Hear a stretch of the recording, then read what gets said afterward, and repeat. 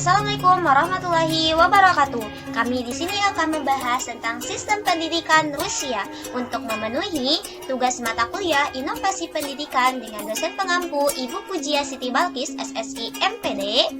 Nah, sebelumnya perkenalkan kami dari kelompok 4 yang beranggotakan 1. Lisna Alandasari 193141006. Kedua, Siti Fitri Diaroh, saya sendiri 193141107.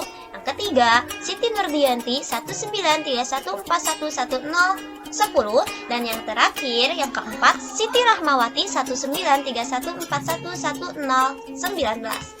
Nah, di sini kami akan membahas terkait yang pertama, sistem pendidikan, yang kedua, peraturan sekolah, yang ketiga yaitu kurikulum. Kita bahas yang pertama itu sistem pendidikan di Rusia. Yang mana sistem pendidikan di Rusia ini menjadi salah satu pendidikan terbaik di dunia. Karena pada hakikatnya perkembangan setiap negara itu pada sistem pendidikannya tentunya berbeda-beda, seperti halnya Rusia. Begitupun dengan Indonesia, tentunya berbeda. Sistem pendidikan di Rusia ini terkenal dengan penekanannya terhadap sains dan teknologi. Adapun sistem pendidikan di Rusia meliputi sekolah dasar, yang mana sekolah dasar ini ditempuh selama 4 tahun, sedangkan di Indonesia kita menempuhnya selama 6 tahun.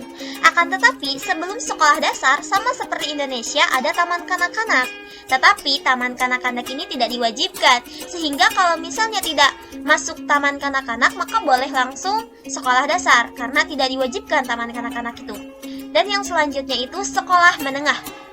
Sekolah menengah di Rusia ditempuh selama 5 tahun.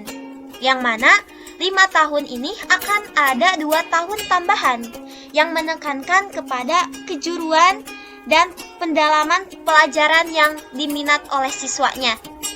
Nah, setelah 2 tahun maka akan mendapatkan sebuah sertifikat, yang mana sertifikat ini berfungsi sebagai bukti bahwa siswa memenuhi syarat untuk melanjutkan pendidikan siswa tersebut ke pendidikan perguruan tinggi. Karena salah satu syarat masuk ke perguruan tinggi yaitu harus menempuh 11 tahun sampai menyelesaikannya sekolah menengah. Jadi sekolah dasar 4 tahun, sekolah menengah 5 tahun, 9 tahun, dan ditambah 2 tahun jadi 11 tahun.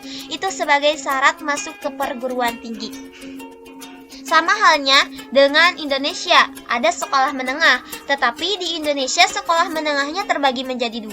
Ada sekolah menengah pertama, ada sekolah menengah atas.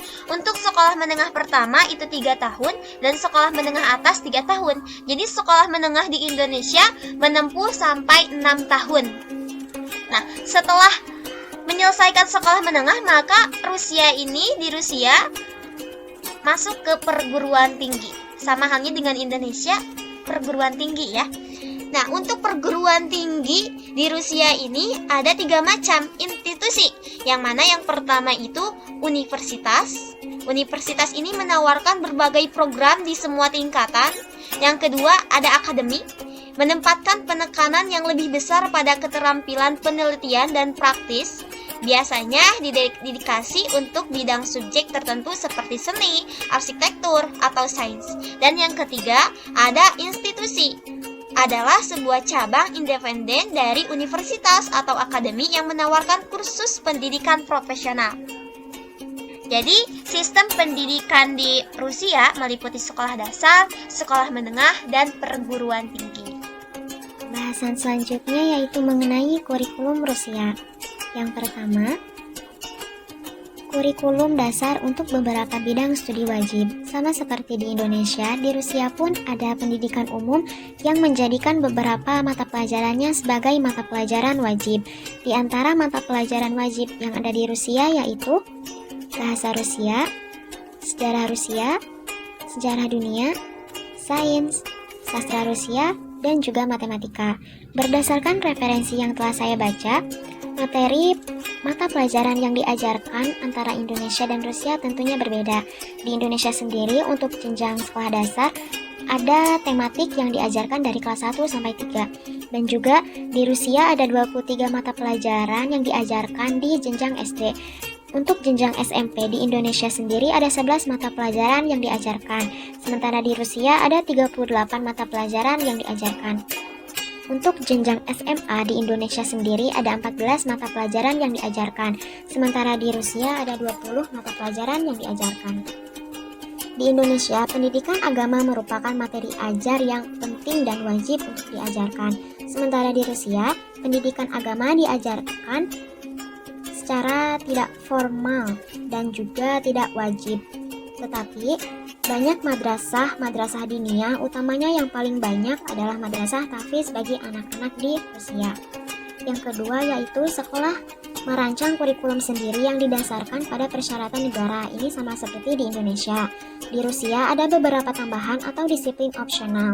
Ada juga sekolah yang mengkhususkan untuk pelajaran tersendiri seperti matematika, musik, dan juga olahraga. Yang ketiga, setiap siswa di Rusia memiliki pelajaran konsentrasi sesuai dengan minat dan bakat siswa tersebut. Jadi, siswa tersebut memiliki pelajaran yang ingin mereka pelajari lebih dalam mengenai pelajaran tersebut. Yang keempat, penilaian berskala dari 2 sampai 5 di Rusia, yang mana angka 5 adalah nilai tertinggi yang didapat oleh siswa.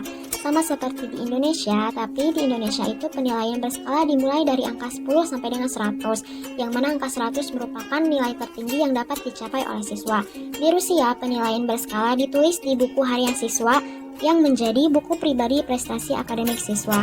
Sama seperti di Indonesia, penilaian berskala juga ditulis dalam sebuah buku yang dinamakan buku rapor. Dan untuk yang kelima adalah ujian nasional. Jika di Indonesia ujian nasionalnya adalah UN, maka untuk tingkat sekolah dasar di Rusia namanya adalah OGE, dan tingkat sekolah menengah di Rusia ujiannya adalah EGE. Nah, untuk EGE ini selain untuk ujian nasional juga untuk memasuki universitas. Nah, yang selanjutnya yaitu peraturan sekolah Rusia. Yang pertama, memberi PR tidak kira-kira. Nah, sekolah di Rusia jika memberi PR tidak kira-kira sehingga jarang sekali melihat siswa-siswi di Rusia berkeliaran di luar. Dan yang kedua yaitu jam sekolah. Sekolah di Rusia dimulai dari 1 September sampai dengan minggu terakhir di bulan Mei, dan ujiannya dilaksanakan setiap Juni. Waktu belajar di Rusia adalah 5 hari dari seminggu, yang dimulai dari jam 8 pagi sampai dengan jam 1 siang. Nah, untuk setiap mata pelajarannya memiliki jenjang waktu 40 sampai 45 menit, dan waktu istirahatnya adalah 5 sampai 15 menit ketika berganti pelajaran, sehingga siswa-siswinya akan merasa fresh ketika menghadapi pelajaran yang selanjutnya. Peraturan sekolah yang ketiga yaitu hari libur. Nah, ini yang paling disukai setiap siswa-siswi. Rusia punya hari libur selama 118 hari per tahun. Wah, jauh lebih banyak dari Indonesia ya. Tahun ajaran di Rusia terdiri dari 4 bagian, yakni 1 minggu di bulan November, 2 minggu di bulan Januari, 1 minggu di bulan Maret, dan 3 bulan di musim panas. Berbeda banget dengan Indonesia.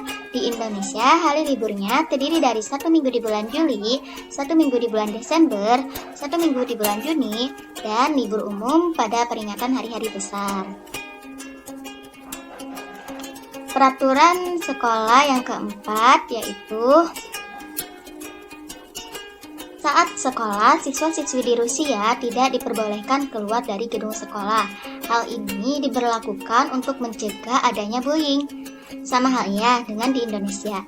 Siswa juga tidak diperbolehkan meninggalkan sekolah saat masih jam belajar, kecuali jika siswa memiliki izin dari piket sekolah atau guru. Peraturan sekolah yang kelima yaitu dilarang berjilbab. Di Rusia ada larangan menggunakan jilbab bagi perempuan, tetapi ini tidak berlaku di seluruh wilayah Rusia, hanya berlaku di kota Stavropol dan Mordovia. Di sana perempuan dilarang mengenakan jilbab baik di sekolah dan universitas. Berbeda dengan di Indonesia, yang mayoritas penduduknya beragama Islam, membebaskan masyarakatnya menggunakan jilbab atau tidaknya, disesuaikan dengan agama yang dianut. Maka bagi muslimah saat bersekolah wajib menggunakan jilbab. Itulah sistem pendidikan di Rusia. Sekian yang dapat kami sampaikan. Mohon maaf jika terdapat kekurangan dan kesalahan. Wassalamualaikum warahmatullahi wabarakatuh. Terima kasih.